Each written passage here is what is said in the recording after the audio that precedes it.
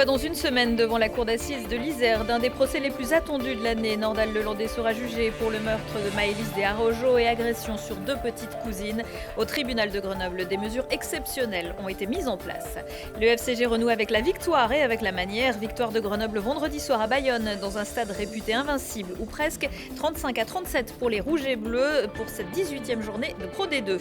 Et puis à Saint-Martin-d'Air, le projet NERPIC décolle enfin. Les travaux ont débuté fin 2021.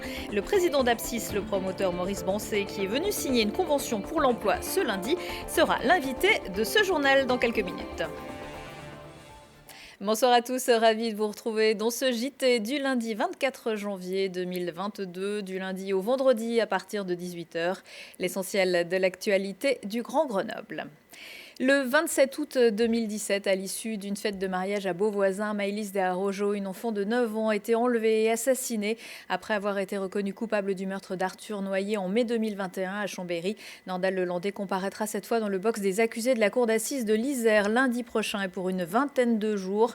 Un procès qui, par le profil de l'accusé, les circonstances du meurtre et le caractère médiatique qui émaille l'affaire, se déroulera dans des conditions particulières pour permettre la bonne tenue de la justice. Il a fallu procéder à quelques aménagements. Luna Daliville. C'est ici que sera jugé Nordal Lelandais à compter du 31 janvier prochain. C'est ici, dans cette salle, que tout va se jouer pour l'homme accusé de l'enlèvement et du meurtre de Maëlys Desarrojo. Un procès hors norme qui s'étale sur 3 semaines et pour lequel la Cour d'appel de Grenoble se prépare depuis 1 an et demi. L'accusé sera présent dans ce box qui est sécurisé. Vous aurez donc sur sa droite, vous aurez ici le greffier qui sera chargé de prendre en charge donc tous les actes d'audience.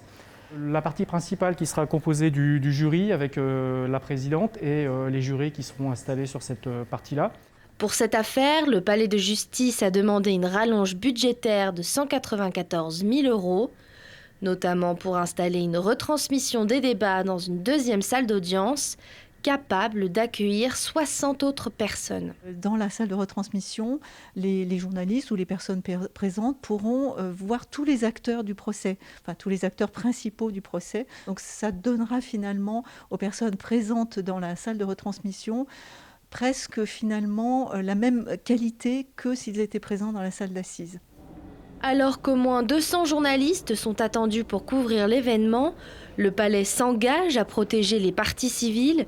Elles porteront des cordons de couleurs différentes, signalant leur volonté ou non de s'exprimer face à la presse. Les jurés pourront, eux aussi, bénéficier d'un service spécial. Puis alors on a mis en place aussi, je le précise parce que ça c'est quelque chose d'un peu plus exceptionnel, une assistance psychologique aux jurés.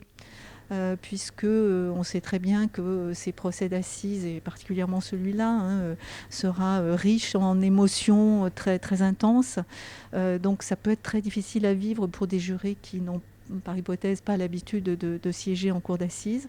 La sécurité sera quant à elle renforcée. À l'intérieur, les identités seront contrôlées. Dehors, la circulation et le stationnement seront limités. En somme, beaucoup d'aménagements pour un des plus grands procès de l'année 2022 et de Grenoble. Mais comme depuis 2 ans, le Covid pourrait bien venir jouer les perturbateurs et ajourner les audiences. Le pass sanitaire et même vaccinal n'est pas exigé à l'entrée du palais de justice. Le 25e Festival international du film et de comédie de l'Alpe d'Huez s'est achevé dimanche. Le palmarès, c'était samedi soir. Une douzaine de films étaient en compétition. Le jury, présidé par Michel Larocque en visioconférence parce que Covidé, a remis le Grand Prix à Jérôme Commandeur pour son 2e film Irréductible. Le prix spécial du jury est revenu à On sourit pour la photo de François Uzan. Prix du public Jumeaux mais pas trop d'Olivier Ducré et William Wilfried. Prix du court-métrage Celle qui n'avait pas vu Friends. Prix d'interprétation masculine groupée pour la bande de gars québécois d'Au revoir le bonheur de Ken Scott. Et on est très content surtout pour le prix d'interprétation féminine qui est revenu à Audrey Lamy, la comédienne qui était sur ce plateau vendredi soir pour La Brigade de Louis-Julien Petit. Un film émouvant et drôle. Des étoiles plein les yeux également pour le FCG. Enfin, serait-on tenté de dire. Après une série de matchs sans victoire en Pro D2, les rugbymen grenoblois sont allés gagner vendredi soir et pas chez n'importe qui. Au stade bayonnais, une équipe en forme, 3e au classement général et prétendant à la montée. Le résumé du match avec Arthur Glory.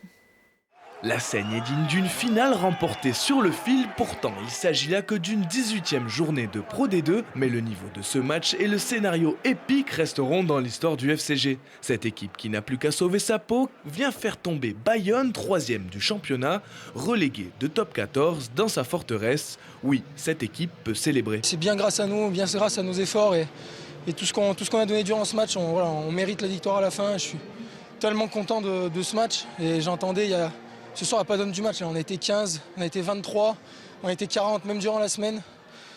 Et il y avait une énergie folle toute la semaine. Et voilà, quand aujourd'hui on gagne, c'est fabuleux pour tout le monde. Comme transcendés par l'émotion, les Grenoblois entrent en piste avec le devoir de rendre hommage à Jordan Michalet, l'ancien ouvreur du FCG disparu quelques jours plus tôt.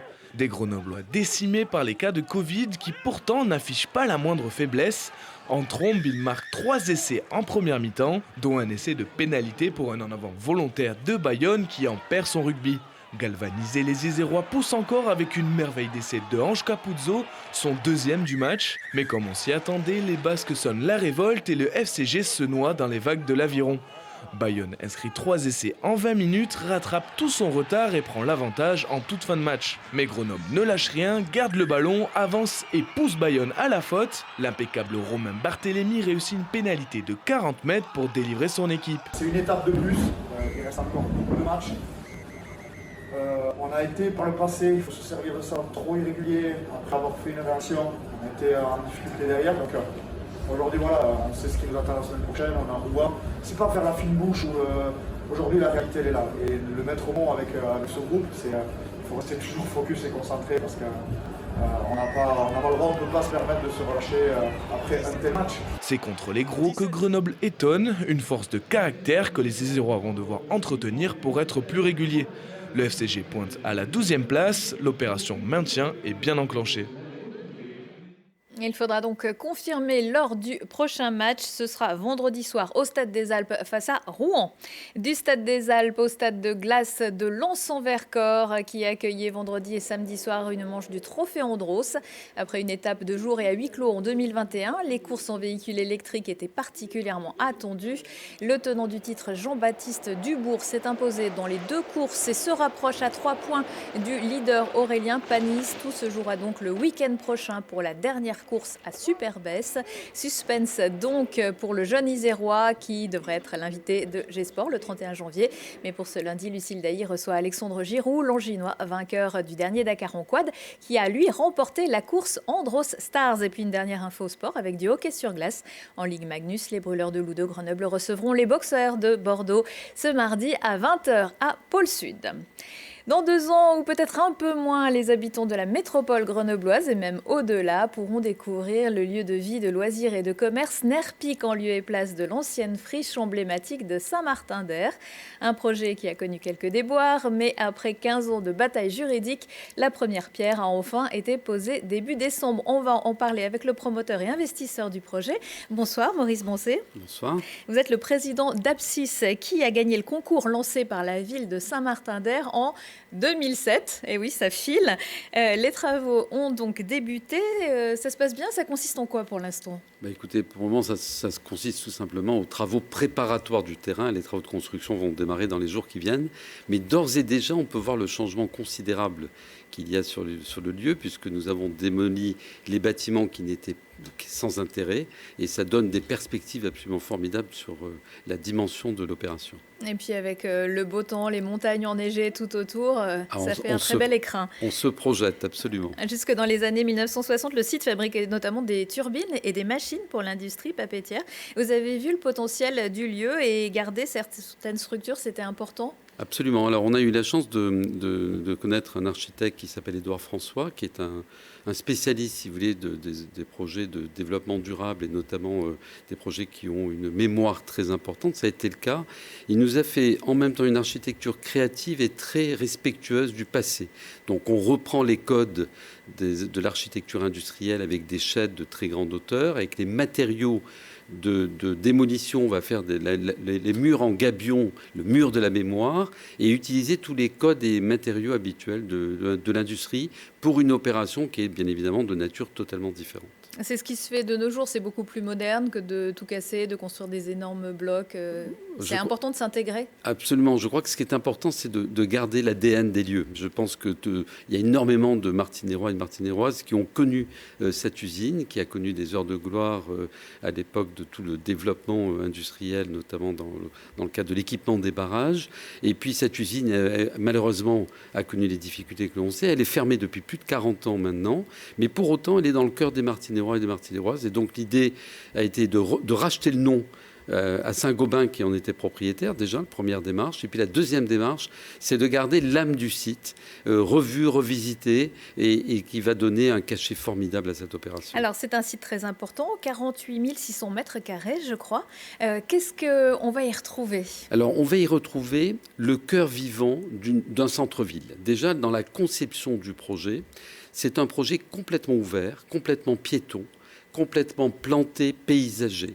Et donc, si vous voulez, c'est véritablement des rues ouvertes et non pas du tout la conception plus ancienne de centres commerciaux fermés qui, du fait notamment de la crise sanitaire, est vraiment aujourd'hui rejetée par les consommateurs. Ça, c'est le premier point. Donc, on ne rentre pas dans un bâtiment. En fait, les enseignes, on se balade, on rentre, on sort.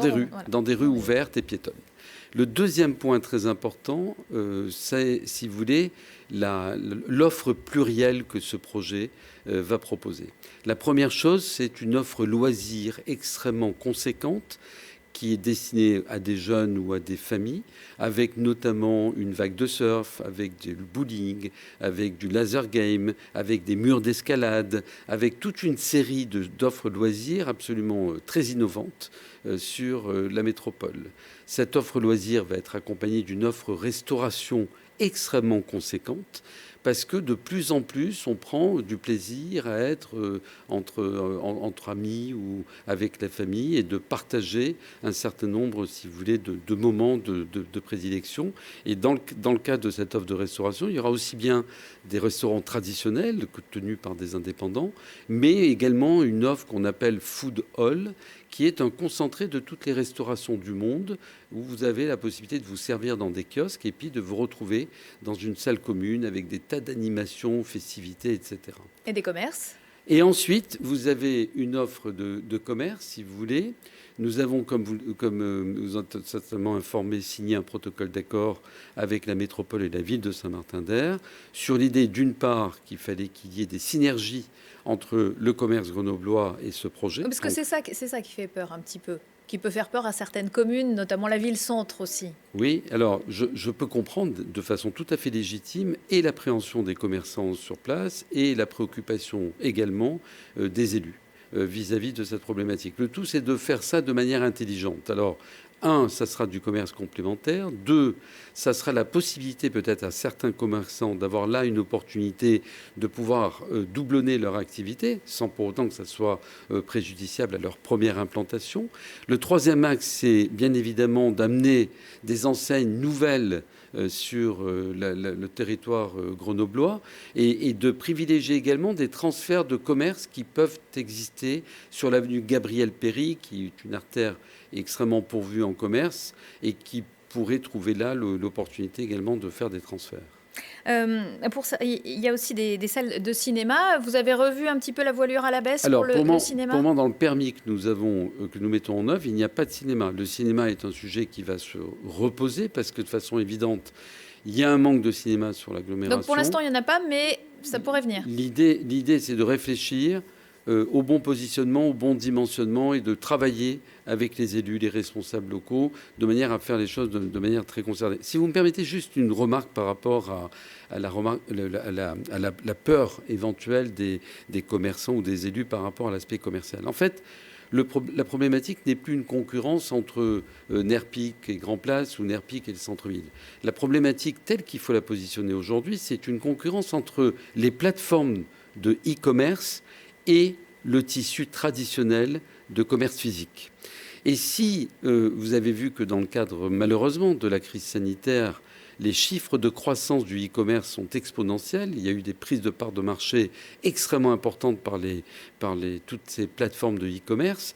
Et que nous, notre rôle d'opérateur investisseur final, c'est de créer des lieux attractifs qui vont permettre aux consommateurs de se lever et de venir fréquenter ces lieux. Parce que si on n'est pas capable de moderniser nos centres-villes, nos milieux urbains, à ce moment-là, le consommateur va rester chez lui et va consommer sur le e-commerce. Et le commerce, c'est le lien social indispensable à nos cultures et à nos centres-villes. Alors la vie, c'est aussi l'emploi. C'est un projet qui doit créer des centaines d'emplois.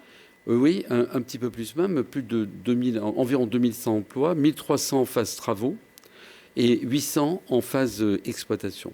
Et nous avons eu le grand bonheur, en tout cas ça a été un grand bonheur pour moi, entrepreneur, parce que je pense que mon rôle est bien sûr de créer de la valeur sur les territoires, de créer aussi du dynamisme là où on s'implante, et que cette valeur puisse bénéficier aux commerçants locaux qui voudraient s'implanter, aux entreprises locales, puisque nous avons signé un partenariat avec la Fédération du bâtiment en 2016, donc il y a très longtemps, et qui est en train de faire ses effets. Et aujourd'hui, un protocole pour l'emploi, pour donner une priorité d'emploi à tous les demandeurs d'emploi locaux. Il faut que vous sachiez qu'il y a 8 signataires dans ce protocole, c'est-à-dire l'État, la métro, la ville de Saint-Martin-d'Hères, le département, l'ensemble des services associés de l'État et bien évidemment l'investisseur que je suis, pour faire en sorte que ces emplois puissent bénéficier prioritairement aux demandeurs d'emploi locaux. Merci Maurice Boncet, on suivra bien sûr l'avancée des travaux. Merci beaucoup. À bientôt. Un retour de l'actu à 19h, 21h, 23h et en replay sur telegrenoble.net. Excellente soirée à tous.